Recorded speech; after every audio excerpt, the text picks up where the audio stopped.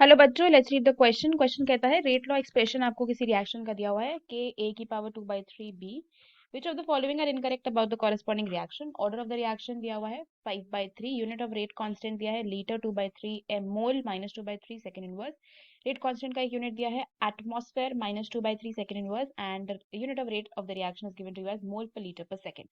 तो इसमें से बताना है इनकरेक्ट स्टेटमेंट कौन सी होगी। तो अगर इस क्वेश्चन में हम बात करते हैं की कॉन्सेप्ट की, तो हम यहाँ पे बात करने वाले हैं about the rate of the reaction. ठीक है ना, रेट ऑफ द रिएक्शन को हम एक्सप्रेस करते हैं by rate law expression. And rate law expression में जो आपके कॉन्सेंट्रेशन की पावर होती है that defines the order of the reaction. तो यहाँ पे आपको जो रेट एक्सप्रेशन दिया है दैट इज के ए की power 2/3b। So this is the rate law equation, है ना। यहाँ पे अगर मुझे रिएक्शन का ऑर्डर बताना हो तो वो क्या हो जाएगा, sum of the powers of concentration जो आपको दिया हुआ है। जैसे कि यहाँ पे 2/3 प्लस 1 हो जाएगा which is going to be 5/3। तो जो ऑर्डर ऑफ द रिएक्शन है वो 5/3 होगा। ये वाली स्टेटमेंट हमारी सही है।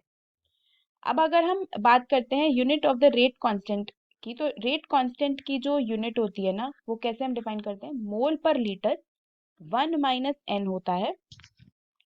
ठीक है, मोल पर litre is actually 1 minus n and then आपके पास आ जाता है टाइम का इनवर्स। तो this is how we define the unit of any order of a reaction. तो यहाँ पे आपका जो n है दैट इज 5/3।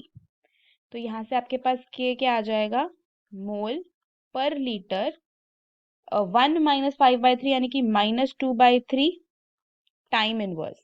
तो इसका मतलब क्या हुआ, मोल पे आएगा -2/3, लीटर पे आ जाएगा +2/3 और टाइम सेकंड में लेते हैं हम तो सेकंड का इनवर्स। तो ये आपकी रेट कांस्टेंट की यूनिट होगी। तो दूसरी स्टेटमेंट सही है। वैसे तो बिना कैलकुलेट किए भी हम बता सकते थे कि ये वाली स्टेटमेंट गलत है, क्योंकि यहाँ पे हम कॉन्सेंट्रेशन ले रहे हैं। कॉन्सेंट्रेशन के केस में हम एटीएम नहीं ले सकते। ATM is a unit that is use in the case of pressure, तो उसको हम नहीं लेते हैं। मोल पर लीटर में ही एक्सप्रेस किया जाता है उसको। Okay, and unit of rate of the reaction is mole पर लीटर पर सेकंड। बिल्कुल सही बात है, रेट ऑफ द रिएक्शन की यूनिट वही रहती है, रेट कांस्टेंट की यूनिट ऑर्डर के साथ बदलती है। राइट, तो यहां से अगर आप देखोगे तो आपको बताना था इनकरेक्ट स्टेटमेंट कौन सा है। तो इनकरेक्ट स्टेटमेंट ऑप्शन 3 वाला है।